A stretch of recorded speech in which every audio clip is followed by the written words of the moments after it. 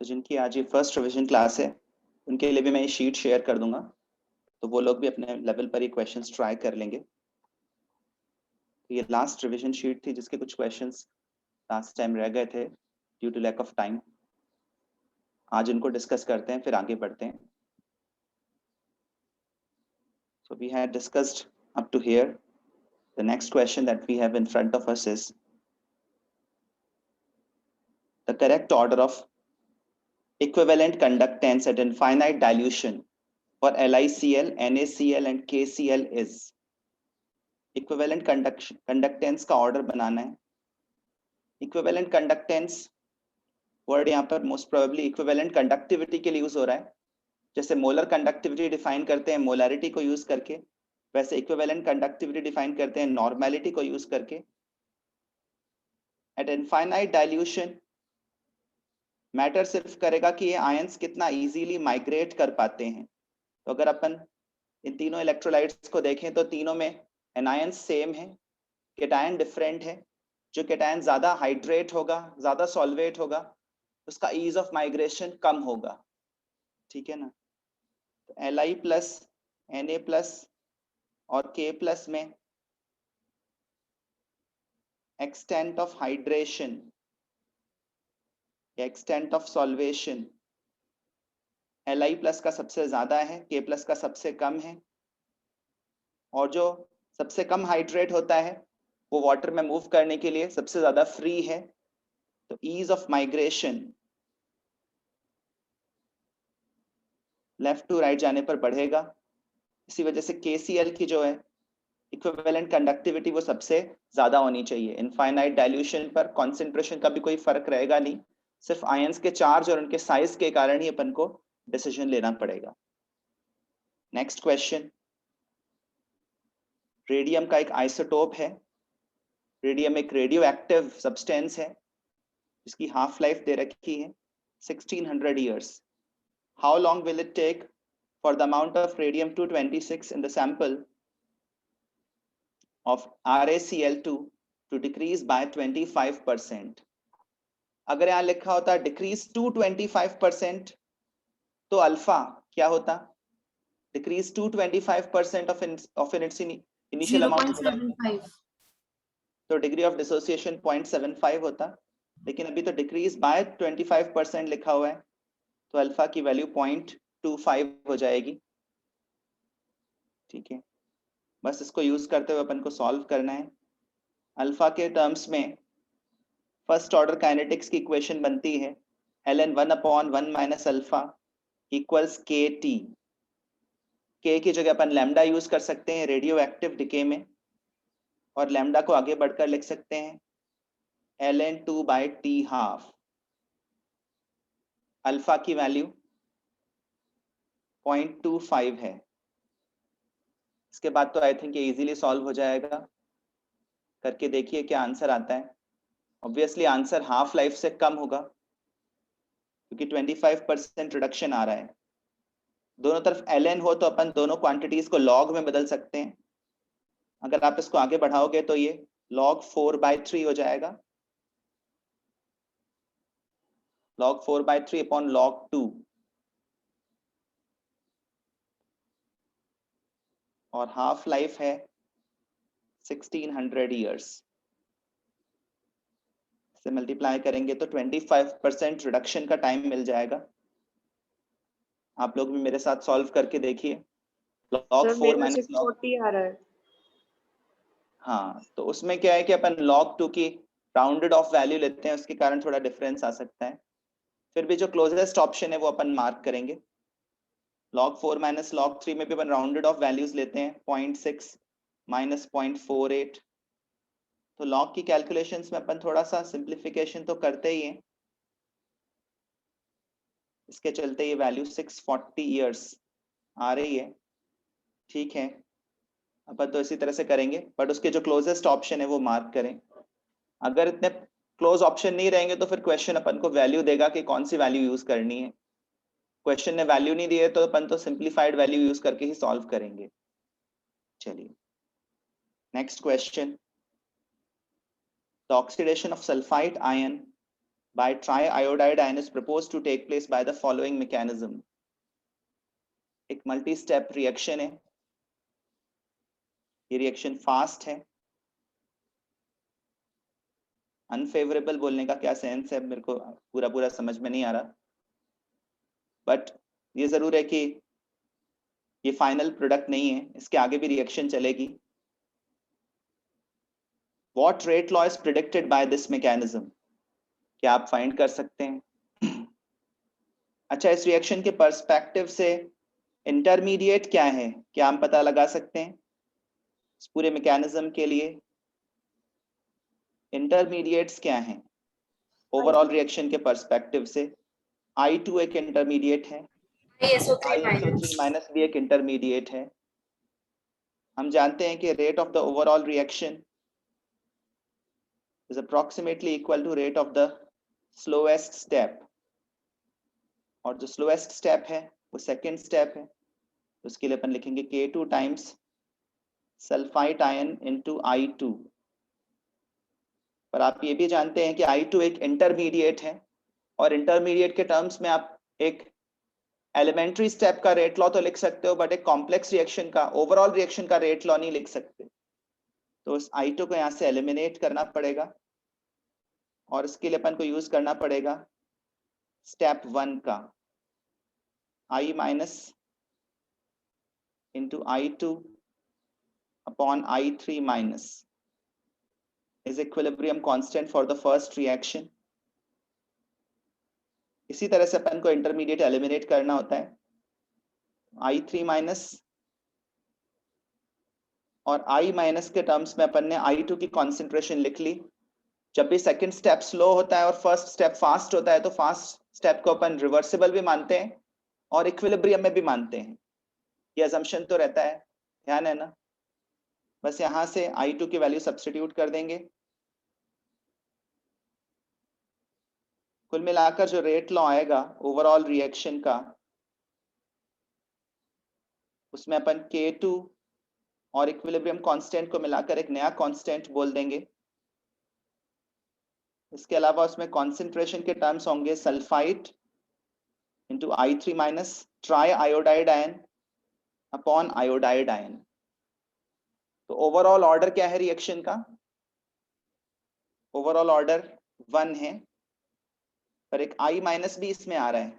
अच्छा, I minus rate law में देखे, इस बात में आपको कोई ऑब्जेक्शन तो नहीं है?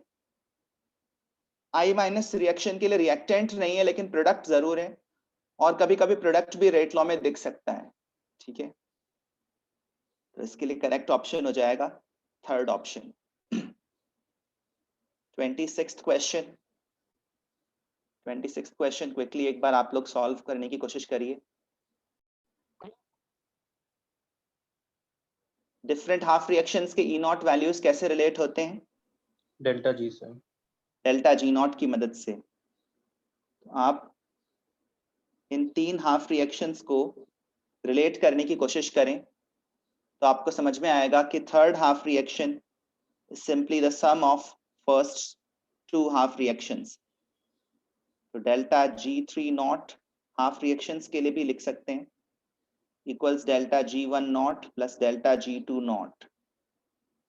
और ऑब्जेक्टिव क्वेश्चंस में कर रहे हो तो डायरेक्टली NFE के फॉर्म में भी लिख सकते हो. Delta G3 not is minus 3F E3 not. Delta G1 not is minus 1F E1 not.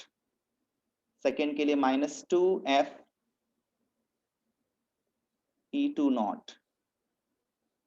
कुल मिलाकर E3 नॉट की वैल्यू जो है वो E1 not plus 2E2 not divided by 3 हो जाएगी. तो देखिए वो क्या आती है. E1 not minus 0.41 minus 1.82 divided by 3. तो ये माइनस 2.23 डिवाइडेड बाय 3 आ रहा है, which is approximately minus 0.74 volts. First option. मिल गया था answer? Yes sir. Next question is this one. 2 unimolecular reactions, मतलब लेफ्ट हैंड साइड में एक ही मॉलिक्यूल है, एलिमेंट्री रिएक्शन होगी.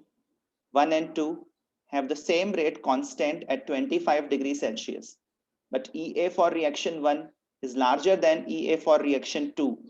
Which statement about these two reactions is correct? इस तरह के जब क्वेश्चंस आए तो पढ़ते पढ़ते ही फीलिंग आ जानी चाहिए कि एक्टिवेशन एनर्जी जिस रिएक्शन की ज्यादा होती है वो रिएक्शन ज्यादा टेम्परेचर सेंसिटिव होती है. तो कहीं ना कहीं कहानी उसी तरफ जा रही है, टेम्परेचर सेंसिटिविटी की तरफ. ज्यादा टेम्परेचर सेंसिटिव बोलने का मतलब क्या होता है? ज्यादा टेम्परेचर सेंसिटिव बोलने का मतलब उस रिएक्शन का रेट टेम्परेचर बढ़ाने से ज्यादा बढ़ेगा, ज्यादा फैक्टर से चेंज होगा. ठीक है ना? टेम्परेचर अगर बढ़ा दिया जाए तो कौन सी रिएक्शन का रेट कांस्टेंट ज्यादा बढ़ेगा? 25 डिग्री सेल्सियस पर तो K1 बराबर है, K1 और K2 बराबर हैं एट 25 डिग्री सेल्सियस. अगर मैं टेम्परेचर 35 डिग्री सेल्सियस ले जाऊं तो K1 भी बढ़ेगा और K2 भी बढ़ेगा, लेकिन K2 ज्यादा बड़े रेशियो से बढ़ेगा. और अगर वो ज्यादा बड़े रेशियो से बढ़ेगा तो फिर वो K2 K1 से ज्यादा हो जाएगा, सॉरी K1 ज्यादा बड़े रेशियो से बढ़ेगा. तो टेम्परेचर बढ़ाने पर कौन आगे निकल जाएगा? K1 और K2 दोनों को कंपेयर किया जाए, सपोज एट 35 डिग्री सेल्सियस, तो टेम्परेचर बढ़ाने से कौन ज्यादा बढ़ेगा? K1. फर्स्ट रिएक्शन ज्यादा टेम्परेचर सेंसिटिव है, तो हायर टेम्परेचर पर K1 लार्जर होगा. ठीक है ना? और अगर लोअर टेम्परेचर के बारे में सोचें, सपोज 15 डिग्री सेल्सियस के बारे में, तो ऐसा दिमाग लगाओ कि 25 डिग्री सेल्सियस पर आकर दोनों बराबर हुए हैं और K1 फास्टर बढ़ रहा था, तो 15 डिग्री सेल्सियस पर K1 छोटा रहा होगा. ये बात समझ में आ रही है श्रेया? ये बात समझ पा रहे हो? Yes sir. तो लोअर टेम्परेचर पर K1 छोटा है, हायर 125 डिग्री सेल्सियस के ऊपर K1 बड़ा है. ठीक है ना? So K1 is smaller than K2 at lower temperatures but larger at higher temperatures. Third statement सही हो जाएगा. Reaction with higher activation energy barrier is more temperature sensitive. 28th question. According to the reaction profile given, which reaction step is rate determining in the forward direction? तो यहाँ पर दो बातें ध्यान रखने की हैं. पहली बात, यूजुअली द स्टेप, या इससे पहले ये स्टेटमेंट लिखें, the step with the highest potential energy of transition state, यहाँ पर potential energy होगा, highest potential energy of transition state is the rate determining step. जिस स्टेप पर के लिए ट्रांजिशन स्टेट की एनर्जी सबसे ज्यादा होती है वो रेट डिटर्मिनिंग स्टेप होता है. Usually the step with the largest activation energy barrier, आमतौर पर जिस स्टेप के लिए लार्जेस्ट एक्टिवेशन एनर्जी बैरियर मिले वो स्लोएस्ट स्टेप होता है. पर ऐसा हमेशा नहीं होता, but not always. Largest activation energy barrier वाला स्टेप RDS होगा, ये एक यूजुअल फैक्ट है, पर हमेशा नहीं. हमेशा के लिए तो आपको यही देखना है कि जिस स्टेप का पोटेंशियल एनर्जी ट्रांजिशन स्टेट का सबसे ज्यादा है वो रेट डिटर्मिनिंग स्टेप होना चाहिए. अगर मैकेनिज्म कुछ ऐसा होता, रिएक्शन प्रोफाइल कुछ ऐसे होती, potential energy versus reaction progress की,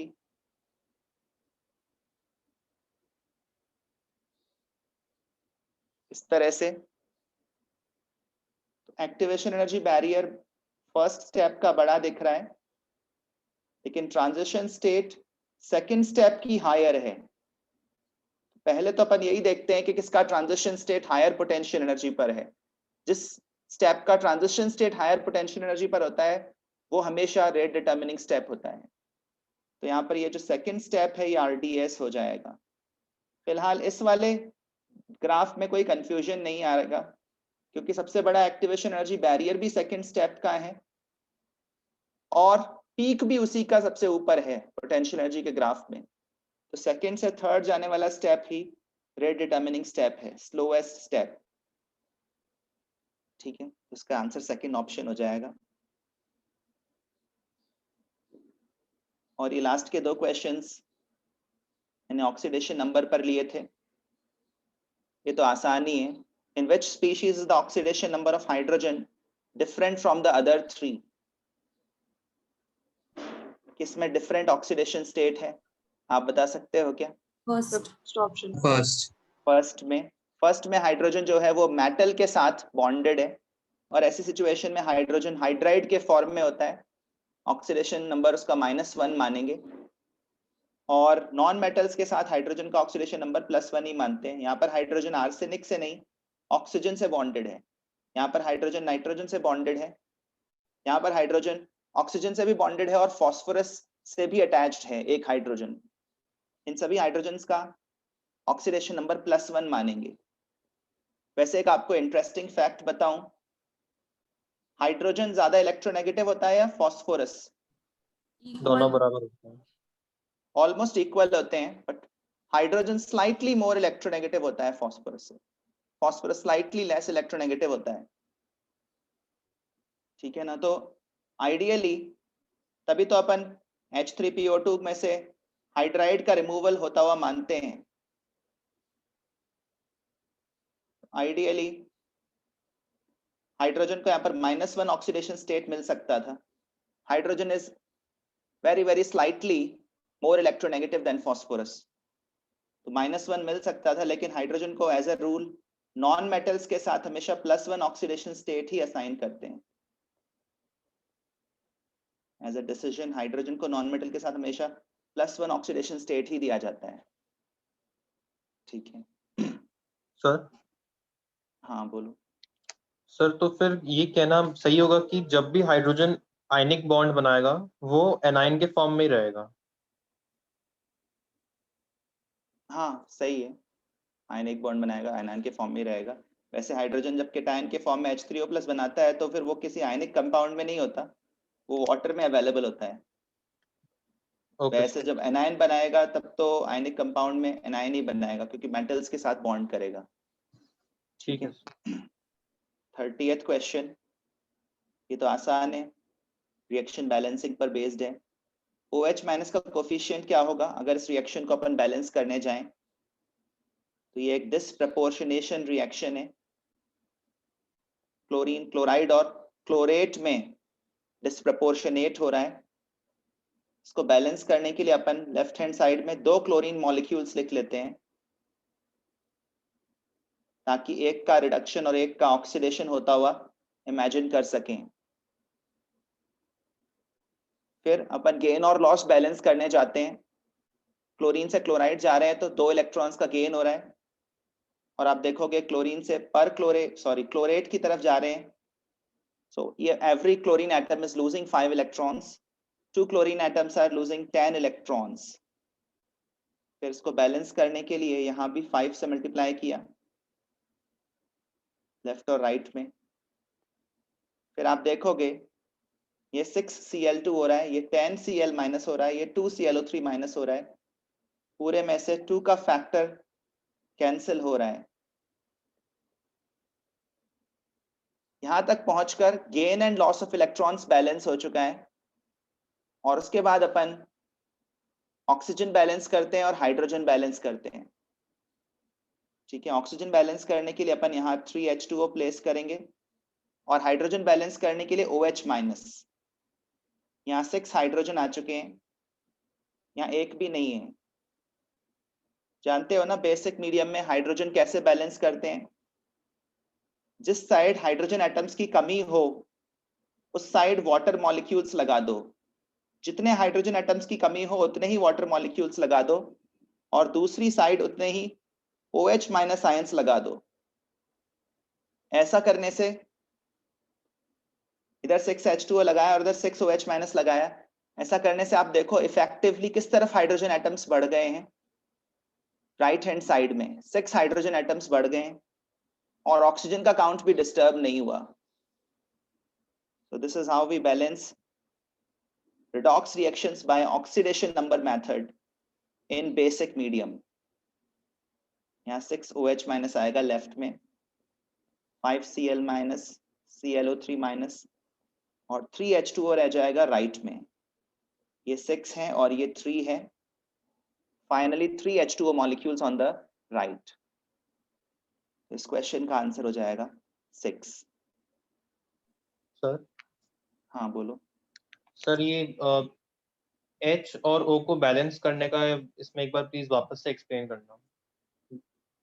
सबसे पहला स्टेप होता है, सबसे पहला काम होता है balancing atoms other than oxygen and hydrogen. वो तो क्लोरीन है, क्लोरीन का नंबर ऑलरेडी बैलेंस्ड था। उसके बाद अपन गेन एंड लॉस बैलेंस करते हैं, फाइंड करते हैं कितने इलेक्ट्रॉन्स का गेन हो रहा है, कितने इलेक्ट्रॉन्स का लॉस हो रहा है, फिर उन दोनों को सेम लेवल पर लाने की कोशिश करते हैं by using simplest whole number multiples. और जब ऐसा हो जाता है, यहाँ तक पहुंचकर गेन एंड लॉस बराबर हो चुका है, उसके बाद बस 2 ही काम बाकी हैं, ऑक्सीजन बैलेंस करना, हाइड्रोजन बैलेंस करना। पहले ऑक्सीजन बैलेंस करेंगे। ऑक्सीजन बैलेंस करने के लिए वाटर मॉलिक्यूल्स का यूज करेंगे। इधर 3 ऑक्सीजन थे, लेफ्ट में एक भी नहीं था, तो इधर मैंने 3H2O लगा दिया जिससे ऑक्सीजन बैलेंस हो गया। फिर मैंने देखा हाइड्रोजन बैलेंस करने के लिए, इधर 6 हाइड्रोजन है, इधर एक भी नहीं है। अगर एसिडिक मीडियम होता तो राइट हैंड साइड में 6H+ लगा देते, लेकिन क्योंकि बेसिक मीडियम है इसलिए H+ नहीं लगा सकते। तो तरीका ये होता है कि जिस साइड हाइड्रोजन एटम्स की कमी हो उस साइड उतने ही वाटर मॉलिक्यूल्स लगा दो और उसके ऑपोजिट साइड उतने ही OH माइनस लगा दो।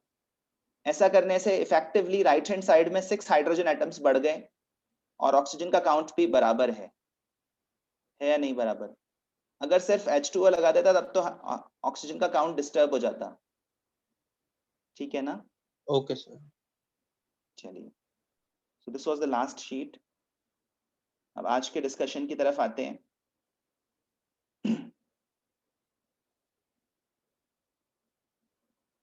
Which of the following compounds will not be soluble in sodium bicarbonate? Sodium bicarbonate में कौन सॉल्यूबल नहीं होगा? वैसे तो अपन एज अ जनरल फैक्ट जानते हैं कि फिनॉल वीकली एसिडिक है, इसका pKa वैल्यू अराउंड 10 है, ठीक है, और ये Na2CO3 और NaHCO3 में डिसॉल्व नहीं होता, इनके सॉल्यूशंस में डिसॉल्व नहीं होता। डिसॉल्व ना होने का मतलब ये है कि इनके साथ रिएक्ट नहीं करता, क्योंकि ये खुद भी अपने आप में वीक बेसेस हैं। बट नाइट्रो ग्रुप्स लगने के बाद फिनॉल्स की एसिडिटी काफी बढ़ती है। कार्बोक्सिलिक एसिड्स तो रिलेटिवली स्ट्रॉन्गर एसिड्स हैं और वो Na2CO3 से रिएक्ट करते हैं।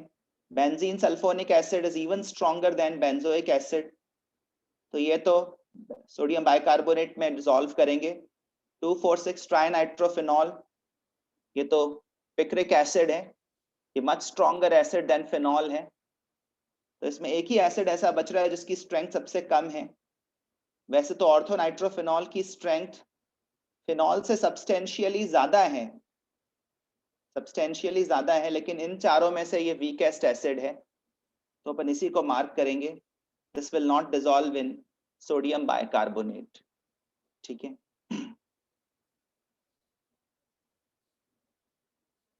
चलिए नेक्स्ट क्वेश्चन। ये जो रिएक्शन लिखी हुई है यहाँ पर, ये है reamer टीमन reaction, phenol CHCl3 NaOH। इसके सेकंड स्टेप में अपन इसका प्रोडक्ट का प्रोटोनेशन करते हैं, एसिडिक हाइड्रोलिसिस करते हैं। इसमें कौन सा इलेक्ट्रोफाइल इन्वॉल्व होता है? ये तो आपको इसके मैकेनिज्म से पता ही है, इसमें डाइक्लोरोकार्बीन प्रेजेंट है।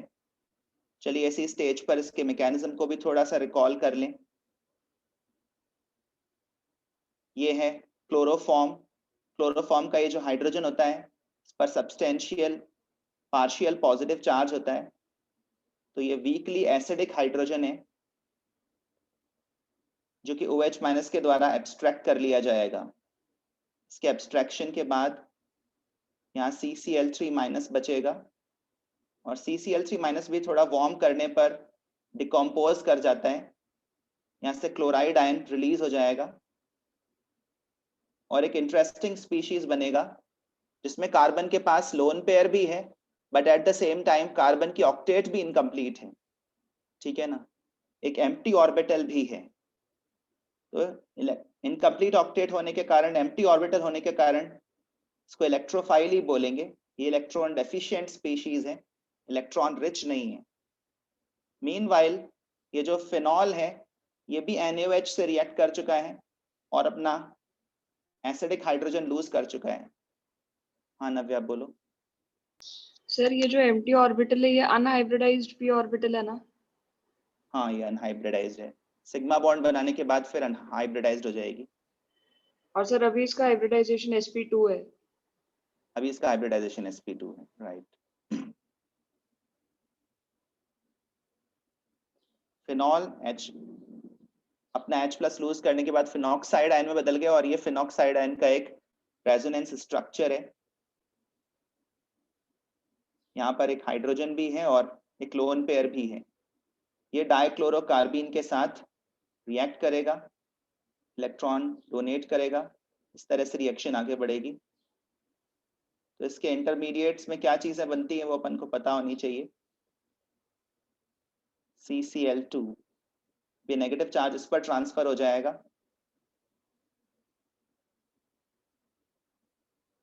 और उसके बाद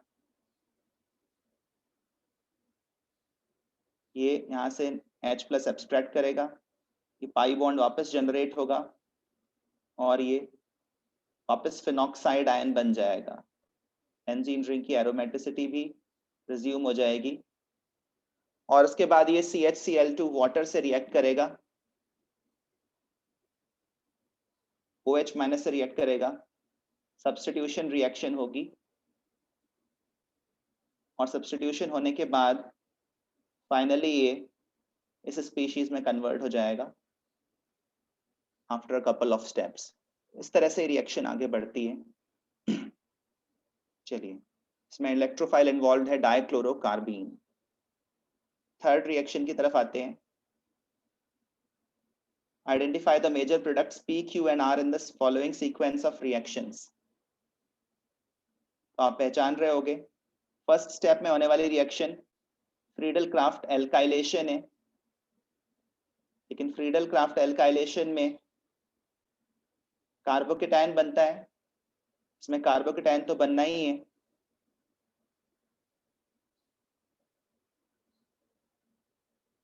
ठीक है। और कार्बोकेटायन अगर बन रहा है तो उसके रीअरेंजमेंट के बारे में भी अपन सोचेंगे। 1,2 हाइड्राइड शिफ्ट के बाद ये एक मोर स्टेबल कार्बोकेटायन में कन्वर्ट हो जाएगा और ये कार्बोकेटायन बेंजीन रिंग पर अटैक करेगा, इलेक्ट्रोफिलिक एरोमेटिक सब्स्टिट्यूशन रिएक्शन होगी। फाइनली एरोमेटिसिटी जब रिज्यूम होगी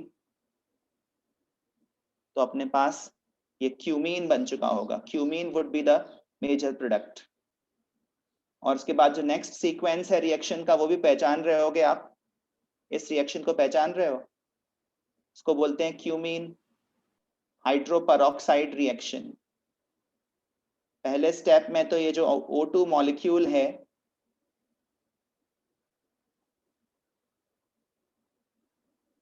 ये यहाँ पर CH बॉन्ड के अंदर इस तरह से ऐड हो जाता है और उसके बाद रीअरेंजमेंट होता है और रीअरेंजमेंट के चलते यहाँ पर दो प्रोडक्ट्स बनेंगे, एक तो एसीटोन और दूसरा फिनॉल, ठीक है। तो इसके लिए सही ऑप्शन हो जाएगा फोर्थ ऑप्शन। तो इसमें तो अपन ऑप्शंस देखकर भी आइडिया लगा सकते हैं, ऑप्शंस भी अपनी मदद के लिए हैं। Next question, The major product of the following reaction is. अब यहां पर कैसे प्रोसीड करें? यहां पर कार्बोनिल क्लोराइड भी है, एसिड क्लोराइड भी है और एल्काइल क्लोराइड भी ग्रुप भी दिख रहा है और AlCl3 एक ल्यूइस एसिड भी है। ये ल्यूइस एसिड कौन से वाले क्लोराइड को एब्स्ट्रैक्ट करेगा, ये सवाल उठता है। राइट वाले। राइट वाला जो क्लोरीन है उसका लोन पेयर रेजोनेंस में डीलोकलाइज्ड है, कुछ हद तक तो यहाँ पर रेजोनेंस है, पार्शियल डबल बॉन्ड कैरेक्टर है,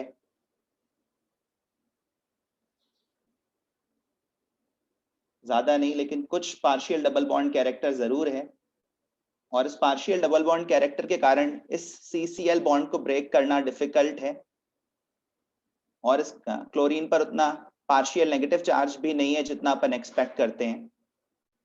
ये वाला क्लोरीन ज्यादा इलेक्ट्रॉन रिच है कंपैरेटिवली, तो जो इलेक्ट्रॉन प्रोवाइड करेगा वो ये वाला क्लोरीन है, ये इस AlCl3 पर अटैक करेगा और ये वाला बॉन्ड इस तरह से ब्रेक होगा, AlCl4-, ये कार्बोकेटायन बनेगा। इसको अपन रीअरेंज नहीं करेंगे, ठीक है ना, रीअरेंज करने पर ये लेस स्टेबल कार्बोकेटायन में कन्वर्ट हो जाएगा क्योंकि ये COCl ग्रुप एक स्ट्रांगली इलेक्ट्रॉन विड्रॉइंग ग्रुप होगा उसके लिए, ठीक है। यहाँ पर रीअरेंजमेंट नहीं करेंगे अपन। वैसे तो कोई बोल सकता है कि कार्बोकेटायन रीअरेंज होकर रेजोनेंस कर लेगा, पर वो रेजोनेंस एक्चुअली करेगा नहीं क्योंकि ऑक्सीजन अपने डबल बॉन्ड का इलेक्ट्रॉन प्रोवाइड नहीं करेगा, ठीक है। अब इस कार्बोकेटायन को अपन किस पोजीशन पर अटैक करवाएं? इस पोजीशन पर भी पार्शियल नेगेटिव चार्ज है, इस पोजीशन पर भी पार्शियल नेगेटिव चार्ज है, इस पोजीशन पर भी पार्शियल नेगेटिव चार्ज है। किस पोजीशन पर अपन ये कार्बोकेटायन अटैक करवाएं? तो उसके लिए अपन मिथॉक्सी ग्रुप के पैरा पे, मिथॉक्सी ग्रुप के पैरा पे, ये वाली पोजीशन बेटर पोजीशन है इलेक्ट्रोफिलिक अटैक के लिए। यहाँ पर स्टेरिक हिंड्रेंस कम है, मिथॉक्सी ग्रुप के रिस्पेक्ट में हाइड्रोक्सी ग्रुप का साइज छोटा है, तो यहाँ पर रेजिस्टेंस स्टेरिक हिंड्रेंस कम है। स्टेरिक हिंड्रेंस कम होने की वजह से यहाँ पर ये इलेक्ट्रोफाइल आकर ऐड होगा। अगर फाइनल प्रोडक्ट लिखूं इस सब्स्टिट्यूशन रिएक्शन का तो वो ये है 1 2 3 COCl और ये OH।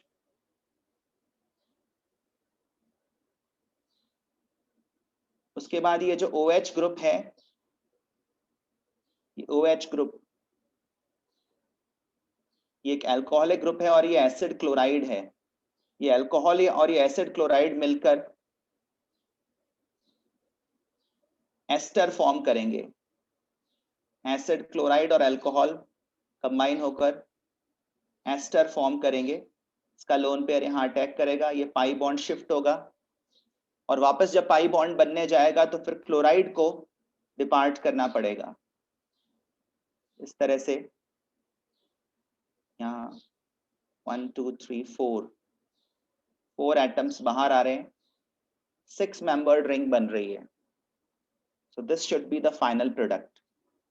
इसमें अगर अपन क्लैरिटी से नहीं सोचे तो फिर डिफरेंट ऑप्शन भी मार्क हो सकता है। अच्छे से देखो कौन सा ऑप्शन आंसर होना चाहिए। Third option should be correct. Third option should be correct. Sir हाँ बोलो। सर लेकिन अगर राइट वाला क्लोरीन उसमें जाएगा फिडेल क्राफ्ट रिएक्शन में तो ज्यादा स्टेबल कार्बोकेटायन बनेगा। यस सर, यही कहना चाह रहे हो।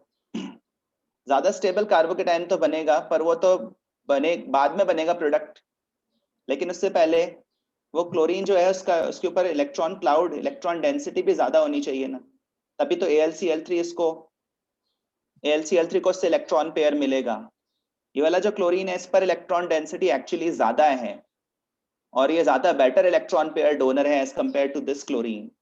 इसका तो लोन पेयर स्लाइटली डीलोकलाइज्ड भी है, इस पर पार्शियल पॉजिटिव चार्ज भी, मतलब इस पर पार्शियल नेगेटिव चार्ज कम है एक्चुअली, इस रेजोनेंस स्ट्रक्चर में इसमें पार्शियल पॉजिटिव चार्ज आ रहा है, इस वजह से ये वाला chlorine better electron pair donor नहीं है। कार्बोकेटायन तो प्रोडक्ट साइड में बनेगा, पर पहले इसका बेटर इलेक्ट्रॉन पेयर डोनर होना जरूरी है। ओके ठीक है, तो यहाँ पर क्लोरीन जो एल्काइल ग्रुप वाला है ना, उसके थ्रू डोनेशन होगा। ठीक है, फिफ्थ क्वेश्चन की तरफ आते हैं। The major product in the following reaction is. अब यहाँ पर भी अपन को डिसीजन ध्यान से लेना पड़ेगा। एक इक्विवेलेंट ही लिया है, मतलब अगर ये 1 मोल है तो ये भी 1 मोल ही लिया है। मेथॉक्साइड आयन एक स्ट्रॉन्ग न्यूक्लियोफाइल है, एक स्ट्रॉन्ग बेस भी है। इथॉक्साइड आयन से तो वीकर है, बट नेवरदलेस स्ट्रॉन्ग बेस है, और ये 2 डिग्री एल्काइल ग्रुप है, 2 डिग्री कार्बन है। तो यहाँ पर अपन को एलिमिनेशन करवाना है। अपन ऐसे कार्बन पर अपन ऐसा हाइड्रोजन एब्स्ट्रैक्ट करना चाहेंगे, पहली बात तो जो ज्यादा एसिडिक हो, ठीक है ना, और दूसरी बात ये हम ज्यादा स्टेबल एल्कीन बनाना चाहेंगे। तो यहाँ पर 2 चीजें सोचने वाली हैं, more acidic hydrogen and more stable alkene. यहाँ पर बेस जो है वो बीटा हाइड्रोजन एब्स्ट्रैक्ट करता है। ये अल्फा कार्बन है, ये बीटा कार्बन है, ये बीटा कार्बन है। आपको क्या लग रहा है कौन सा बीटा हाइड्रोजन ज्यादा एसिडिक है? इस वाले बीटा कार्बन पर एक हाइड्रोजन लगा हुआ है, अगर मैं इसको रिमूव करवा दूं तो यहाँ पर नेगेटिव चार्ज आ जाएगा। कोई हाइड्रोजन एसिडिक है या नहीं, ये चेक करने के लिए आप उस H+ को रिमूव करके देखिए और सोचिए जो कॉन्जुगेट बेस बन रहा है उसमें कुछ स्टेबिलिटी आ रही है क्या? क्या इस कॉन्जुगेट बेस को ये NO2 ग्रुप स्टेबलाइज करेगा? NO2 ग्रुप इंडक्टिव इफेक्ट के जरिए भी इलेक्ट्रॉन विड्रॉ करेगा, और इंपॉर्टेंटली रेजोनेंस इफेक्ट के चलते भी इलेक्ट्रॉन विड्रॉ करेगा। तो ये वाला जो बीटा हाइड्रोजन है ये मोर एसिडिक है एंड इजीली एब्स्ट्रैक्ट होगा। दूसरे वाले बीटा पोजीशन पर जो हाइड्रोजन है उसको तो ये मिथाइल ग्रुप इलेक्ट्रॉन सप्लाई कर रहा है, उस पर इलेक्ट्रॉन डेंसिटी और बढ़ा रहा है, जो कि उसकी स्टेबिलिटी को कम करेगा। तो ये भी एक अच्छा क्वेश्चन है। अगर अपन अपने दिमाग में सही थॉट्स ना आए, कुछ और लॉजिक आ जाए, तो गलत ऑप्शन भी मार्क हो सकता है। यहाँ पर एल्कीन ये बनेगा। एक ही डबल बॉन्ड बनाना है, एक ही साइट पर एलिमिनेशन करवाना है। अच्छा, ये जो एल्कीन बना है इसमें भी रेजोनेंस है। ये रेजोनेंस स्टेबलाइज्ड एल्कीन कहा जा सकता है। इसका ये डबल बॉन्ड ऑक्सीजन की तरफ इलेक्ट्रॉन रिलीज कर रहा है। ऑक्सीजन डबल बॉन्ड की तरफ इलेक्ट्रॉन रिलीज नहीं करेगा, डबल बॉन्ड ऑक्सीजन की तरफ इलेक्ट्रॉन रिलीज करेगा। चलिए, बट सबसे इंपॉर्टेंट क्राइटेरिया यहाँ पर यही था कि ये जो बीटा हाइड्रोजन है ये ज्यादा एसिडिक है। कोई प्रॉब्लम है तो बोलो। आगे बढ़ते हैं। सिक्स्थ क्वेश्चन में देखो, मेरे पास कोई out of the world questions नहीं है, हो सकता है आपने क्वेश्चंस देखे हो, किए हो, लेकिन फिर भी एक बार फिर से नए सिरे से ट्राई करिए और इंडिपेंडेंटली सोचने की कोशिश करिए। पहले वाले आंसर्स को रिकॉल मत करिए। तो ये ईथर हैं और इसमें 2 जगह ईथर ग्रुप है, और ईथर्स का क्लीवेज होता है स्ट्रॉन्ग एसिड्स की प्रेजेंस में, HI HBr की प्रेजेंस में कार्बन ऑक्सीजन बॉन्ड ब्रेक हो जाता है। एक तरह का न्यूक्लियोफिलिक सब्स्टिट्यूशन होता है। ठीक है, तो सवाल यही है कि कौन सा बॉन्ड आसानी से ब्रेक होगा? ईथर जो है वो ऑक्सीजन को प्रोटोनेट कर देता है। एक बार दोनों को ही प्रोटोनेट करा के दिखा देते हैं। ये प्रोटोनेट हो गया, और इसके बाद जो Br- है या I- है, ये एज अ न्यूक्लियोफाइल अटैक करेगा। I- इस वाले कार्बन पर अटैक करके इसको डिपार्ट कराएगा, या इस वाले कार्बन पर अटैक करके इधर की तरफ से बॉन्ड ब्रेक करेगा। या फिर इस वाले कार्बन को अटैक करके यहां से बॉन्ड ब्रेक करेगा, या इस वाले कार्बन को अटैक करके यहां से बॉन्ड ब्रेक करेगा। ये 4 पॉसिबिलिटीज हैं अपने सामने। कौन सी पॉसिबिलिटी आपको सही लगती है? इसमें 2 चीजें फिर से सोचनी पड़ेंगी। पहला तो यह है कि जो कार्बन है उस पर SN2 अटैक होगा या SN1 अटैक होगा। कार्बोकेटायन बनवाएं क्या, या फिर डायरेक्ट सब्स्टिट्यूशन करवाएं? अगर अपन फिर से देखें,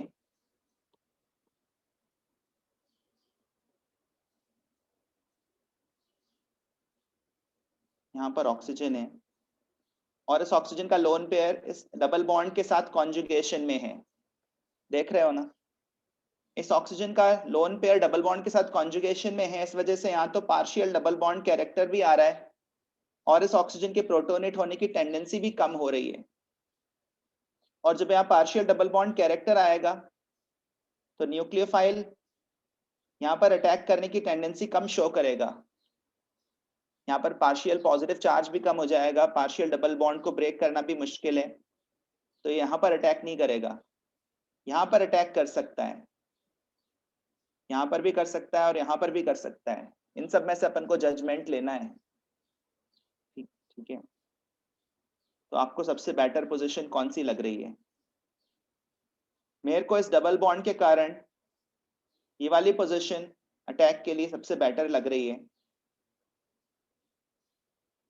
OH।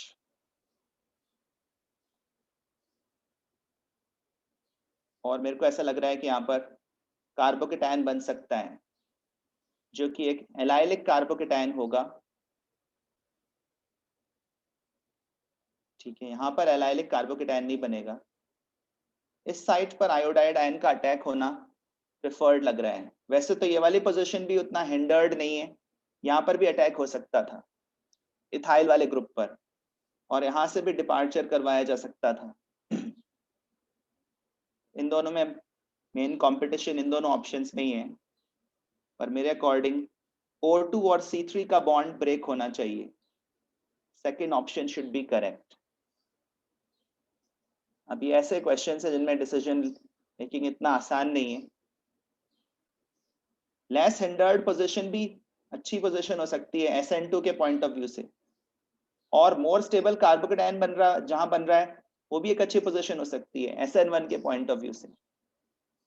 Acid catalysed cleavage of ethers जो है ना, वो SN1 पाथ से भी जा सकता है अगर 3 डिग्री कार्बोकेटायन बन रहा हो या एलाइलिक कार्बोकेटायन बन रहा हो। और अगर 3 डिग्री कार्बोकेटायन नहीं बनता तब तो वो SN2 पाथ से ही जाता है। चलिए, सेकंड ऑप्शन आंसर होना चाहिए। 7th question. हाँ बोलो सर, आपने जो क्वेश्चन कराया सर, इसमें आपने कार्बोकेटायन बनवाया तो उसमें तो SN1 बन रहा है अभी। हाँ, मैंने SN1। और हाँ, सर तो ईथर्स का क्लीवेज जो है ना 2 तरीकों से हो सकता है, SN1 पाथ से भी और SN2 पाथ से भी, depending on whether direct attack कराना ज्यादा आसान है या फिर कार्बोकेटायन ज्यादा अच्छा बन रहा है। जैसे अगर इस तरह का ईथर रहता और HBr या HI रहता concentrated with less amount of water, तो इसका प्रोटोनेशन होता, और ये जो 3 डिग्री ग्रुप है इस पर फिर अपन यहां से बॉन्ड ब्रेक करते हैं आफ्टर प्रोटोनेशन, ताकि एक 3 डिग्री कार्बोकेटायन बन जाए। और दूसरी साइड पर अपन इथेनॉल बना देते हैं। अगर 3 डिग्री कार्बोकेटायन किसी एक साइड बन रहा है मोर स्टेबल कार्बोकेटायन, तो फिर HBr या HI के साथ आपको फिर 3 डिग्री कार्बोकेटायन बनवाने के लिए ही जाना चाहिए। यहाँ पर 3 डिग्री कार्बोकेटायन तो नहीं बन रहा, but nevertheless 2 degree allylic carbocation जरूर बन रहा है, और वो भी 3 डिग्री कार्बोकेटायन जितना ही स्टेबल है ऑलमोस्ट। ठीक है, 7th क्वेश्चन की तरफ आते हैं। Total number of optically active compounds formed in the following reaction is. अब ये भी थोड़ा सा इंटरेस्टिंग क्वेश्चन है। HBr जो है वो ईथर्स के साथ भी रिएक्ट कर लेता है और एल्कीन्स के साथ भी रिएक्ट कर लेता है। ठीक है ना, HBr की रिएक्शन दोनों के साथ होती है, किसके साथ रिएक्शन करवाएं ये भी सवाल उठता है। अब ऑप्शन क्वेश्चन की लैंग्वेज देखकर ये क्लियर है कि अपन को रिएक्शन एल्कीन के साथ करवानी है। अगर आप ईथर के साथ रिएक्शन करवाओगे और acid catalysed cleavage of ethers करवाओगे तो कोई ऑप्टिकली एक्टिव प्रोडक्ट बनने वाला नहीं है। हालांकि एक ऑप्शन में 0 भी दे रखा है, बट क्वेश्चन का जो इंटेंशन है वो ईथर इस एल्कीन पर अटैक करवाने का ही है। और एल्कीन पर कार्बोकेटायन कहाँ बना है ये भी एक इंटरेस्टिंग डिसीजन होगा। कहाँ बनना चाहिए कार्बोकेटायन, क्या लगता है आपको? कार्बोकेटायन इस ऑक्सीजन के पास वाले कार्बन पर बनना चाहिए, इवन दो वो लेस सब्स्टिट्यूटेड कार्बन है, लेकिन वहीं पर बनेगा कार्बोकेटायन। ऐसा क्यों? सर क्योंकि ऑक्सीजन लोन पेयर डोनेट करके ऑक्टेट कंप्लीट कर रही है। राइट, ऑक्सीजन के लोन पेयर से उस कार्बोकेटायन को स्टेबिलिटी मिल रही है और ऑक्टेट कंप्लीशन मिल रहा है, विच इज मोर इम्पोर्टेंट, और इस वजह से ये ज्यादा स्टेबल कार्बोकेटायन है। तो ये कार्बोकेटायन बनेगा। और फाइनली फिर Br माइनस यहाँ पर आकर ऐड होगा, और इस प्रोडक्ट में आप देख सकते हैं 2 कायरल सेंटर्स हैं और कोई सिमेट्री भी नहीं है मॉलिक्यूल में, मतलब एंड्स एक जैसे नहीं है। तो यहाँ पर टोटल 4 स्टीरियो आइसोमर्स बनेंगे और चारों के चारों ऑप्टिकली एक्टिव होंगे। All 4 will be optically active. 2 pairs of enantiomers, answer 4 होगा। क्वेश्चन सॉल्व करने के बाद फिर अपन ऐसा कह सकते हैं कि शायद एल्कीन्स जो हैं वो ज्यादा रिएक्टिव हैं, ईथर्स वैसे भी लेस रिएक्टिव कंपाउंड्स होते हैं। तो आगे के लिए अगर ईथर और एल्कीन दोनों दिखेंगे तो अपन एल्कीन वाले साइट पर एसिड को अटैक प्रोबेबली करवाएंगे। But at the same time options भी अच्छे से देख लेना, बहुत कुछ ऑप्शंस देखकर भी पता चलता है। 8th क्वेश्चन, अगेन ये भी acid catalysed cleavage of ethers पर क्वेश्चन है। ऐसा क्वेश्चन आपने करा भी होगा। तो किस साइड से बॉन्ड ब्रेक होगा, इसको समझने के लिए ये भी एक इंटरेस्टिंग एग्जांपल है। दोनों तरफ प्रोटोनेशन करवा दिया, किस साइड से बॉन्ड ब्रेक करवाएं दोनों पोजीशंस पर। यहां पर आप देखेंगे बेंजाइलिक कार्बोकेटायन बन रहा है, ठीक है ना, वो भी 2 डिग्री बेंजाइलिक कार्बोकेटायन। तो अगर स्टेबल कार्बोकेटायन बन रहा हो तो बॉन्ड कार्बोकेटायन की साइड से ब्रेक होगा जहां से कार्बोकेटायन बन सके। 3 डिग्री कार्बोकेटायन या फिर बेंजाइलिक या एलाइलिक कार्बोकेटायन बने तो उसको बना देना चाहिए। और दूसरी पोजीशन पर SN2 अटैक होगा, यहाँ ये आयोडाइड डायरेक्टली आएगा और इस साइट पर अटैक करेगा। ये जो लोन पेयर है ये साइट प्रीवियसली भी कॉन्जुगेशन में था, यहाँ पर पार्शियल डबल बॉन्ड कैरेक्टर भी था, इस वजह से ये बॉन्ड डिफिकल्ट टू ब्रेक है। बॉन्ड इस वाले कार्बन पर अटैक के द्वारा ब्रेक होगा, इसको अपन बोलेंगे acid catalysed SN2, direct attack of nucleophile. और यहाँ पर होगा एसिड कैटलाइज्ड SN1, एसिड की प्रेजेंस में ये प्रोसेस हो रही है और इस वजह से फाइनली कार्बोकेटायन बन जाएगा, तब I माइनस ऐड होगा। उधर तो आयोडाइड लगेगा और इधर फिनॉल। सही आंसर है 4th ऑप्शन। ठीक है, 9th question. 9th question is not very difficult. PbR2 के साथ रिएक्शन, ये तो हैलोजिनेशन है एल्कोहल्स का, और उसके बाद एल्कोहलिक KOH, एल्कोहलिक KOH का मतलब elimination and the formation of a more stable alkene as a major product. तो यहाँ पर ये वाला एल्कीन बनाएंगे जो कि एक कॉन्जुगेटेड एल्कीन है, 3rd ऑप्शन। ठीक है, 10th question, the major product of the following reaction is, पहले HCl से रिएक्शन करवा रहे हैं, HCl से रिएक्शन का मतलब एल्कीन पर एडिशन होगा और मोर सब्स्टिट्यूटेड कार्बन पर हैलोजन ग्रुप जाकर लगेगा, मार्कोनिकॉव एडिशन 1 2 3 4। और फिर ये जो क्लोराइड है ये AlCl3 के द्वारा एब्स्ट्रैक्ट कर लिया जाएगा, या ये कहें कि यहाँ से Cl अपना लोन पेयर देगा, बॉन्ड ब्रेक करके जाएगा, ठीक है। और इस तरह से कार्बोकेटायन बनेगा 1 2 3 2 डिग्री कार्बोकेटायन। इस तरह के क्वेश्चंस आपने करे ही होंगे।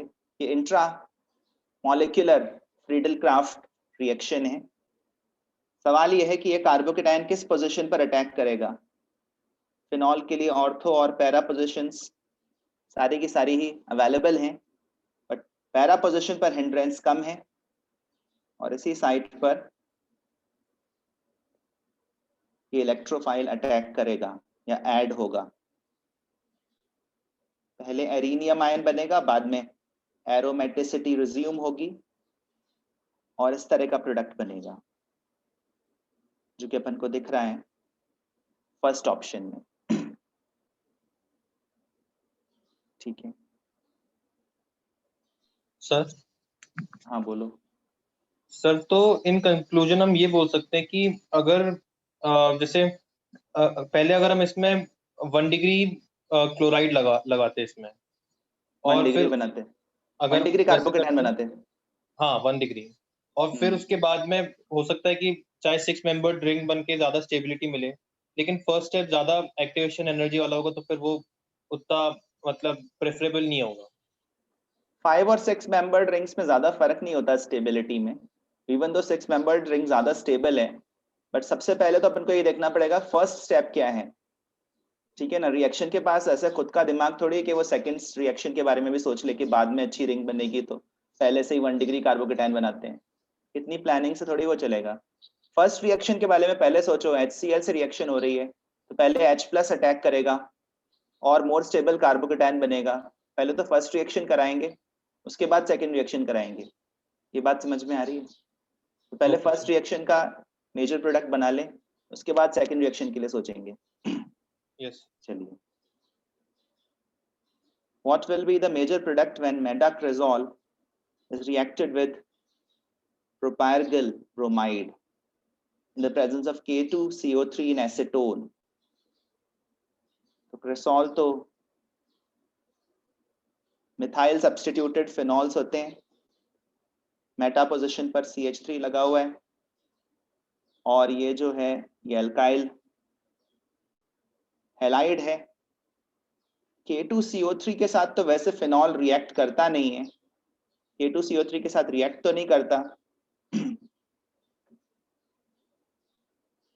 पर क्वेश्चन की जो इंटेंशन है वो यही है कि अपन फिनॉल वाला H+ एब्स्ट्रैक्ट करवाएं K2CO3 से, फिनॉल वाला H+ एब्स्ट्रैक्ट करवाएं और फिर इससे एज अ न्यूक्लियोफाइल अटैक करवाएं इस एल्काइल हैलाइड तो नहीं है खैर, बट एक हैलाइड है, इस पर अटैक करवाएं as a nucleophile. This is what the question wants us to do. Otherwise और कोई ऑप्शन नहीं है यहाँ पर जो रिएक्शन हो पाए। फिनॉल है, एक हैलाइड है, और कोई पॉसिबिलिटी बैठती नहीं है रिएक्शन कराने की। ऑप्शंस देखकर यही समझ में आ रहा है कि फिनॉल का H+ एब्स्ट्रैक्ट होगा, फिर ये एज अ न्यूक्लियोफाइल यहाँ पर अटैक करेगा, ब्रोमाइड को डिपार्ट करवाएगा और ये SN2 पाथ होगी। एसीटोन में SN2 रिएक्शन ही हो सकती है।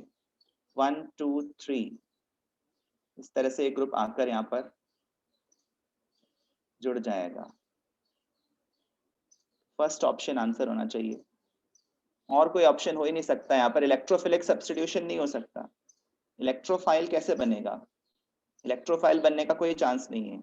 बेंजीन रिंग पर अगर कोई ग्रुप जुड़ रहा है तो वो इलेक्ट्रोफिलिक सब्स्टिट्यूशन है, और इलेक्ट्रोफिलिक सब्स्टिट्यूशन होने के लिए इलेक्ट्रोफाइल बनना पड़ेगा, और इलेक्ट्रोफाइल बनने के लिए यहाँ से कार्बोकेटायन को बनना पड़ेगा। कार्बोकेटायन का बनना तो मुझे हाईली अनफेवरेबल लग रहा है। कार्बोकेटायन वैसे भी एसीटोन में नहीं बनता है, वाटर में बनता है।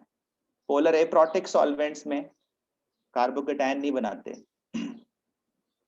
चलिए next question, which of the following compounds reacts with ethyl magnesium bromide and also decolorizes bromine water solution? Bromine water solution को डीकलराइज तो एल्कीन्स करते हैं, एल्काइंस करते हैं। तो यहाँ पर कार्बन कार्बन डबल बॉन्ड होना चाहिए या कार्बन कार्बन ट्रिपल बॉन्ड होना चाहिए। और ग्रिग्नार्ड रिएजेंट से भी रिएक्ट करे। अगर आप सारे ऑप्शंस देखें तो ग्रिग्नार्ड रिएजेंट से तो खैर ये भी रिएक्ट करते हैं, ये नहीं रिएक्ट करेगा ग्रिग्नार्ड रिएजेंट से। कीटोन्स साइनाइड्स करेंगे, अल्कोहल भी करेगा। अल्कोहल का H+ एब्स्ट्रैक्ट कर लेगा ग्रिग्नार्ड रिएजेंट, और ये एल्कीन ग्रुप भी है। तो ये थर्ड वाला ऑप्शन सही है। ग्रिग्नार्ड रिएजेंट H+ एब्स्ट्रैक्ट कर सकता है और डबल बॉन्ड जो है वो ब्रोमीन वाटर को डीकलराइज कर सकता है। ठीक है। 13th क्वेश्चन, ये तो एसिडिक स्ट्रेंथ पर बेस्ड है, ये तो आपको याद रखना ही पड़ेगा। ऑर्थोनाइट्रोफिनॉल स्ट्रॉन्गर एसिड है या paranitrophenol? Stronger acid, stronger acid. Orthonitrophenol actually weaker होगा थोड़ा सा, क्योंकि इसमें ये जो H+ है ना, ये H जो है ये फंस जाएगा यहाँ पर इंट्रामोलिकुलर हाइड्रोजन बॉन्डिंग के चलते। Intramolecular hydrogen bonding. Ortho effect carboxylic acids में ज्यादा प्रोमिनेंट होता है, फिनॉल्स में नहीं। बेंजोइक एसिड्स की सब्स्टिट्यूशन, बेंजोइक एसिड्स की एसिडिटी में अपन ऑर्थो इफेक्ट देखते हैं। चलिए इसी स्टेज पर एनसीईआरटी टेक्स्ट बुक एक बार देख लेता हूँ। तो मुझे लग रहा है orthonitrophenol should be weaker. NCERT text book ने इसका पीके वैल्यू दिया हुआ है 7.2 और पैरानाइट्रोफिनॉल का दिया हुआ है 7.1। और मेटानाइट्रोफिनॉल स्ट्रॉन्गर होगा या वीकर होगा इनसे? वीकर। वो तो वीकर होगा क्योंकि वो मेटा पोजीशन पर लगा हुआ है, और मेटा पोजीशन से उसका रेजोनेंस इफेक्ट काम नहीं आएगा। रेजोनेंस इफेक्ट के जरिए अपना पार्शियल पॉजिटिव चार्ज OH तक नहीं पहुंचा पाएगा, तो वो वीकर है। उसका पीके वैल्यू 8.3 दिया हुआ है। Orthonitrophenol is slightly weaker acid than paranitrophenol. Hydrogen bonding के कारण ये H+ थोड़ा सा डिफिकल्ट हो जाता है एब्स्ट्रैक्ट करना। एनीवेज, अब यहाँ पर आ जाते हैं। यहाँ पर ऑर्थोनाइट्रोफिनॉल है नहीं, बाकियों में तो डिसीजन आसान है। B would be the strongest. तो इसका पीके सबसे ज्यादा होगा या सबसे कम? पीके सबसे कम होगा। बी सबसे पीछे और डी सबसे आगे, second option. 14th question, major product of the following reaction is?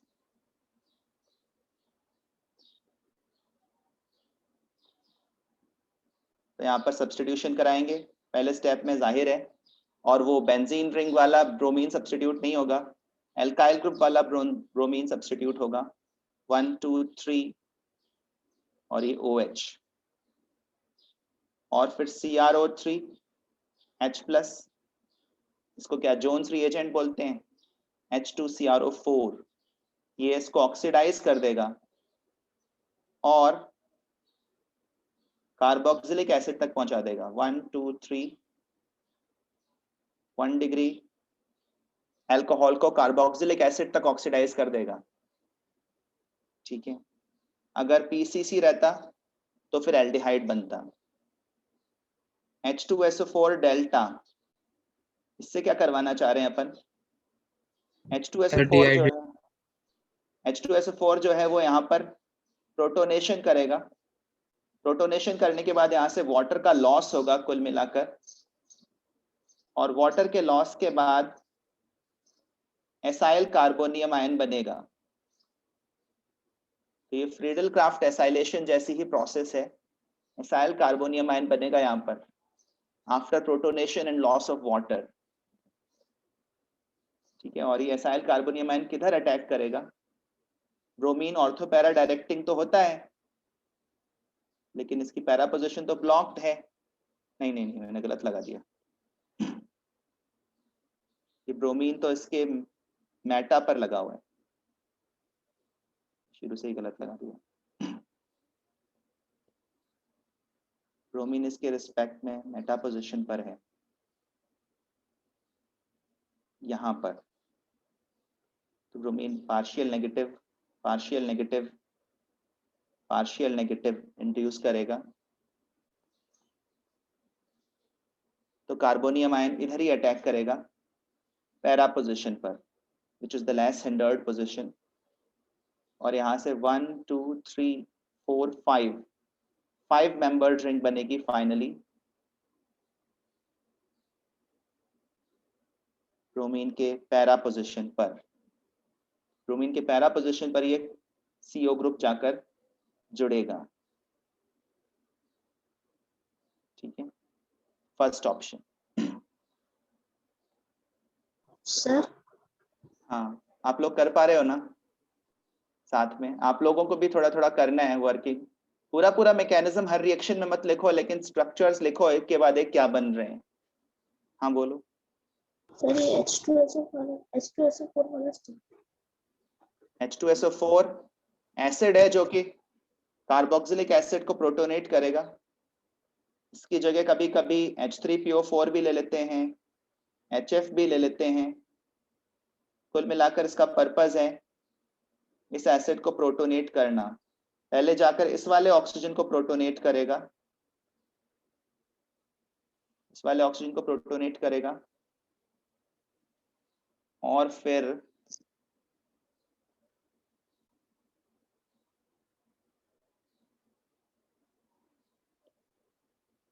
Protonation के बाद ये इस तरह से डबल बॉन्ड ब्रेक होके इसका एक रेजोनेंस स्ट्रक्चर बना सकते हैं।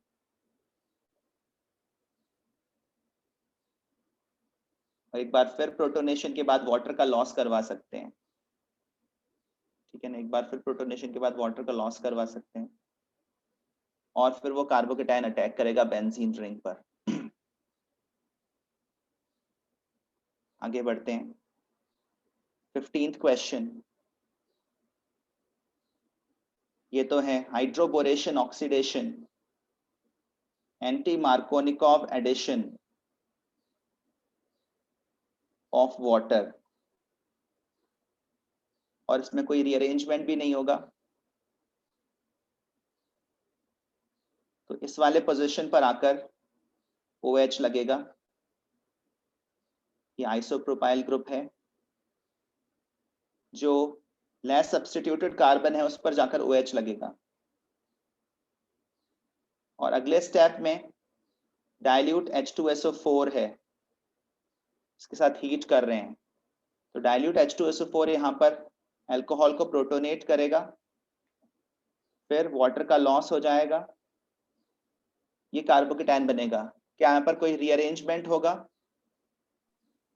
डेफिनेटली रीअरेंजमेंट होगा। यहाँ पर हाइड्राइड शिफ्ट होगी, और फिर इस तरह का 3 डिग्री कार्बोकेटायन बनेगा। अगर कार्बोकेटायन की डिग्री बढ़ रही है तो रीअरेंजमेंट होगा, और उसके बाद फिर डीप्रोटोनेशन होगा और एक मोर स्टेबल एल्कीन बनेगा। मोर स्टेबल एल्कीन ये वाला बनेगा इस तरह से। अगर आप सारे ऑप्शंस देखें तो फर्स्ट ऑप्शन में वो एल्कीन बन रहा है। First option should be correct. ठीक है। 16th क्वेश्चन, अपन को दो स्ट्रक्चर्स आइडेंटिफाई करने, A एंड B। तो फर्स्ट केस में ये एक ईथर है और ईथर के ऊपर HBr का अटैक हो रहा है, तो रिंग किस तरफ से ओपन होगी? ये वाला बॉन्ड ब्रेक होगा बेंजीन रिंग के साथ जो है, या फिर ये दूसरा ऊपर वाला बॉन्ड ब्रेक होगा? ऊपर वाला। ऊपर बॉन्ड ब्रेक होगा, और यहाँ से फिनॉल बन जाएगा 1 2 3, और यहाँ पर Br। ठीक है, तो ये तो अपना फर्स्ट प्रोडक्ट है। उसके बाद सेकेंड केस में, अच्छा यहाँ पर CH2Br भी है, CH2Br। सेकेंड केस में अपन Na ईथर के साथ इंट्रामोलिकुलर रिएक्शन करवाना चाह रहे हैं, तो ये तो वर्ड्स रिएक्शन है, आप समझ रहे होंगे, वर्ड्स रिएक्शन। और वर्ड्स रिएक्शन के चलते ये दोनों एल्काइल ग्रुप्स आपस में जुड़ जाएंगे, 1 2 3 4 कार्बन्स बाहर हैं, कुल मिलाकर 6 मेंबर्ड रिंग बनेगी। सारे ऑप्शंस 1 बाय 1 देखें। OH लगा होना चाहिए बेंजीन रिंग पर, OH लगा है यहाँ पर, ये नहीं हो सकता, ये नहीं हो सकता। फर्स्ट और फोर्थ को ध्यान से देखो, फोर्थ में रिंग बन रही है, बट फोर्थ में भी एक गलती है कि OHO नहीं होना चाहिए, यहाँ पर कार्बन कार्बन बॉन्ड होना चाहिए, तो ये मिस्टेक करेक्ट कर लीजिए प्लीज। इसका आंसर फोर्थ ऑप्शन होगा। ठीक है, 17th क्वेश्चन। सर हाँ बोलो। आफ्टर दिस ये इससे पहले वाला क्वेश्चन कराया सर ये 50 सर, इसमें आपने डबल बॉन्ड इस साइड पे लगाया, दूसरी साइड पे भी लगाया, क्योंकि वो मोर स्टेबल एल्कीन है ना, ये मोर स्टेबल एल्कीन है, मोर सब्स्टिट्यूटेड है, टेट्रा सब्स्टिट्यूटेड एल्कीन है। अगर अपन डबल बॉन्ड यहाँ लगा देते तब तो वो डाई सब्स्टिट्यूटेड एल्कीन होता, यहाँ लगा देते तो ट्राई सब्स्टिट्यूटेड एल्कीन होता, और यहाँ लगाया तो टेट्रा सब्स्टिट्यूटेड है, पर 4 ग्रुप्स लगे हुए हैं, अल्फा हाइड्रोजन भी ज्यादा है, एंड एल्कीन्स की स्टेबिलिटी के लिए भी हाइपर कॉन्जुगेशन इफेक्ट रिस्पॉन्सिबल होता है। तो इस डबल बॉन्ड के अराउंड आपको कितने अल्फा हाइड्रोजन दिख रहे हैं? यहाँ पर आपको 11 अल्फा हाइड्रोजन दिखेंगे, जो कि काफी ज्यादा है। ठीक है,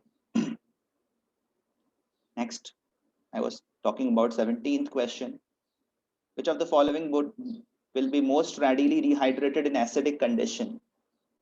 तो इसमें क्या सोचेंगे? मोस्ट रेडिली डिहाइड्रेटेड में तो कार्बोकेटायन की स्टेबिलिटी के बारे में ही सोचेंगे, and at the same time alkene कितना स्टेबल बनेगा वो भी सोचेंगे। तो यहाँ पर 2 डिग्री कार्बोकेटायन बनेगा, यहाँ जो कार्बोकेटायन बनेगा वो इस कार्बोनिल ग्रुप की प्रेजेंस के कारण अनस्टेबल बनेगा, तो यहाँ तो कार्बोकेटायन बनना ही फेवरेबल नहीं है। यहाँ 2 डिग्री कार्बोकेटायन बनेगा, यहाँ भी 2 डिग्री बनेगा, ये तो हुई डिग्री की बात। और उसके बाद डिहाइड्रेटेड प्रोडक्ट की बात। फर्स्ट केस में डिहाइड्रेटेड प्रोडक्ट ये है, सेकेंड केस में ये है, और थर्ड केस में कुछ इस तरह से। यहाँ पर कौन सा प्रोडक्ट सबसे ज्यादा स्टेबल है? पहले तो कार्बोकेटायन फॉर्मेशन के बारे में सोचा, which is the first step, और उसके बाद एल्कीन की स्टेबिलिटी के बारे में सोचा, which is formed in the next step. तो ये एल्कीन फर्स्ट वाले ऑप्शन में मोर स्टेबल है, this should be the answer, first option. 18th question, excess of HI दे रखा है। एक्सेस ऑफ HI बोलने का मतलब क्या है?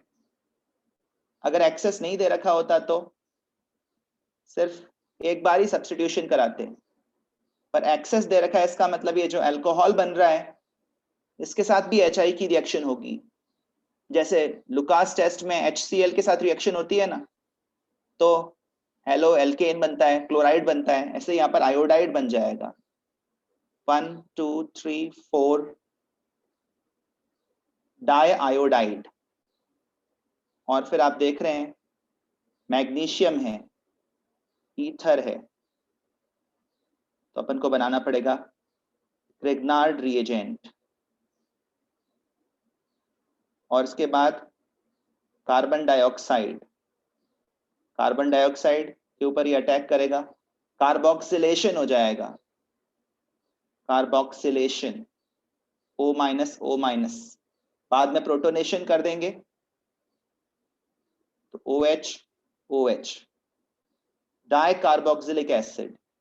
ये कितने कार्बन वाला कार्बोक्सिलिक एसिड बन गया? डाई कार्बोक्सिलिक एसिड 6 कार्बन के साथ। क्या आप जानते हैं इसका नाम? एडिपिक एडिपिक एसिड बोलते हैं। और फिर नेक्स्ट केस में कैल्शियम हाइड्रोक्साइड के साथ इसकी रिएक्शन करवा रहे हैं। कैल्शियम हाइड्रोक्साइड एक बेस है और ये एक एसिड है, तो ये तो एसिड बेस रिएक्शन होगी और सॉल्ट बनेगा। और वो जो सॉल्ट बनेगा वो इस तरह का होगा, क्योंकि ये डाइप्रोटिक एसिड है, 2H प्लस लूज कर सकता है, कैल्शियम हाइड्रोक्साइड भी 2OH माइनस लूज कर सकता है, तो इनके बीच में कुछ इस तरह का लिंकेज एस्टेब्लिश होगा। ये सॉल्ट है। इस सब्सटेंस के बारे में आपने शायद जाना होगा। इसको जब हीट करते हैं तो यहाँ से CaCO3 का लॉस होता है, या कुछ जगह बोलते हैं CaO एंड CO2 का लॉस होता है, और उसके बाद ये वाला कार्बन इस वाले कार्बन के साथ जुड़ जाता है। यहाँ से भी एक वैलेंसी फ्री हो जाती है, यहाँ से भी एक वैलेंसी फ्री हो जाती है, और कुल मिलाकर 5 कार्बन की रिंग बन जाती है, which you can see in the second option। ये भी कीटोन बनाने का एक मेथड है, ठीक है ना, साइक्लिक कीटोन्स बनाने का एक मेथड है ये। डाई कार्बोक्सिलिक एसिड्स का कैल्शियम सॉल्ट बनाओ या बेरियम सॉल्ट बनाओ और फिर इसको हीट करो, ठीक है। Next question, how many alcohols with molecular formula C4H10O are chiral in nature? ये तो आसान है। C4H10O, इसमें degree of unsaturation, double bond equivalence भी 0 है, तो एक तो बनेगा एन ब्यूटाइल अल्कोहल, एक बनेगा आइसोब्यूटाइल अल्कोहल, एक बनेगा सेक ब्यूटाइल अल्कोहल, और एक बनेगा टर्ट ब्यूटाइल अल्कोहल। इनमें से कायरल कौन है कोई कायरल? कायरल ये है, so it will exist as a pair of enantiomers। तो क्या बोलें इसको, how many alcohols with molecular formula this are chiral in nature? क्या होगा आंसर? 2, क्योंकि जो कायरल है वो पेयर के फॉर्म में एग्जिस्ट करेंगे, तो दोनों को काउंट करना पड़ेगा, ठीक है ना। चलिए, नियोपेंटाइल अल्कोहल, नियोपेंटाइल ग्रुप की शुरुआत कुछ इस तरह से होती है। नियोपेंटाइल अल्कोहल H2SO4, सिर्फ H2SO4 लिखा हुआ है, हीटिंग भी लिखना चाहिए था। 170 डिग्री सेल्सियस के आसपास हीट करते हैं तो एल्कीन्स बनते हैं, 140 डिग्री सेल्सियस के आसपास हीट करते हैं तो ईथर्स बन जाते हैं, सेम कंडीशंस में लोअर टेम्परेचर्स पर। यहाँ फिलहाल एल्कीन बनवाना चाह रहा है क्वेश्चन, ये तो एल्केन्स हैं, ये आंसर नहीं होंगे।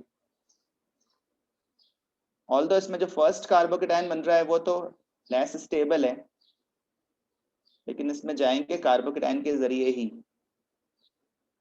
ठीक है। और फिर मिथेनाइट शिफ्ट होगा, मिथेनाइट शिफ्ट, और फिर लॉस ऑफ प्रोटॉन, एल्कीन बन जाएगा। 2 मिथाइल 2 ब्यूटीन, थर्ड ऑप्शन। तो ये तो आसान था, आसान क्वेश्चन भी सही सही करना आना चाहिए। समझ में आ रहे हैं आपको ये क्वेश्चंस? हर मैकेनिज्म का हर स्टेप भले ही लिखो, but her bar individual product जरूर लिखते हुए चलो कि क्या क्या बनता है हर स्टेप पर, ठीक है ना। उससे क्लैरिटी ज्यादा रहती है और गलती होने के चांसेस कम रहते हैं। और सारे ऑप्शंस ध्यान से जरूर देखें, क्योंकि ऑप्शंस कई बार सिमिलर होते हैं और गलती होने के चांसेस रहते हैं। ऑप्शन से भी कई बार हिंट मिलता है, ऑप्शन सारे देखें और बहुत ध्यान से देखें। सिमिलर स्ट्रक्चर में गलत ऑप्शन मार्क होने का चांस काफी रहता है, जैसे ये है, 8th वाला, इसमें अगर थोड़ा भी ध्यान से नहीं देखा तो गलती हो सकती है। 10th वाले में भी, इन सब में थोड़ा ज्यादा केयरफुल रहना पड़ेगा। 4th क्वेश्चन में भी कुछ ऐसा ही है। ठीक है, आज फिलहाल अपन यहीं पर रुकेंगे। हाँ बोलो। सर बस एक ये क्वेश्चन 12 था। इसी में? हाँ इसी में ही। हाँ बोलो। सर अब इसमें मैं ये पूछ रहा हूँ कि जो सी और एन के बीच में भी ट्रिपल बॉन्ड है, तो भी Right. हम बोलेंगे कि वो ब्रोमीन उसको भी डीकलराइज कर सकता है, या फिर सिर्फ नॉर्मल उनके लिए चलता है, एल्कीन एल्काइन के लिए? नहीं, एल्कीन्स और एल्काइंस, ब्रोमीन वाटर के साथ एल्कीन्स और एल्काइंस रिएक्ट करेंगे, साइनाइड्स नहीं करेंगे, साइनाइड नहीं करेंगे। एल्कीन्स और एल्काइंस में तो पहले ब्रोमोनियम आयन बनेगा इस तरह से, और उसके बाद फिर ब्रोमोनियम आयन बनने के बाद फिर दूसरी तरफ से वाटर अटैक करेगा या Br- अटैक करेगा। पर यहाँ साइनाइड्स में इस तरह से नहीं होगा। Cyanides will not react with bromine water. Cyanides तो ग्रिग्नार्ड रिएजेंट के साथ रिएक्ट करेंगे, ठीक है ना। सिमिलरली और जैसे वो कार्बोनल कार्बन भी इससे ब्रोमीन वाटर से रिएक्ट नहीं करेगा, हमें सिर्फ एल्कीन एल्काइन ही लेना है। हाँ, ब्रोमीन, राइट, लेकिन ब्रोमीन अगर NaOH के साथ है तो ब्रोमोफॉर्म रिएक्शन हो सकती है, ठीक है ना, यस। कीटोन्स में। हाँ मोनिका बोलो। सर हमने जो लास्ट क्वेश्चन किया है 20 वाला, उसके हम्म। अंदर अपन डिफरेंट डिफरेंट टेम्परेचर्स लेते हैं, तो एस्टर भी फॉर्म होता है? एस्टर नहीं, ईथर। हाँ सॉरी सर, हाँ, ईथर 140 भी डिग्री फॉर्म होता सेल्सियस है। पर ईथर फॉर्म होता है। H2SO4 अल्कोहल लिया जाए और H2SO4 लिया जाए लेकिन लोअर टेम्परेचर रहे तो फिर ईथर फॉर्म होता है, सब्स्टिट्यूशन रिएक्शन हो जाती है उस केस में। और अभी 170 डिग्री सेल्सियस पर एलिमिनेशन रिएक्शन होती है, इसको आप E1 बोल सकते हो। This was an E1 reaction, elimination unimolecular. Lower temperature रहता है तो SN1 रिएक्शन हो सकती है, ठीक है ना, जैसे लोअर टेम्परेचर रहे, या SN2 भी हो सकती है, और इस तरह का अल्कोहल रहे या ऐसा रहे। H2SO4 140 डिग्री सेल्सियस, तो एक H2SO4 प्रोटोनेट करेगा इसको, और दूसरे वाले मॉलिक्यूल के जरिए इस पर अटैक होगा, और ये वाटर एक अच्छा लीविंग ग्रुप होता है, ये डिपार्ट कर जाएगा, और इस तरह से फिर यहाँ पर ईथर बन सकता है। और अगर 3 डिग्री ग्रुप है तो कार्बोकेटायन बना देंगे, ठीक है। Okay, thank you.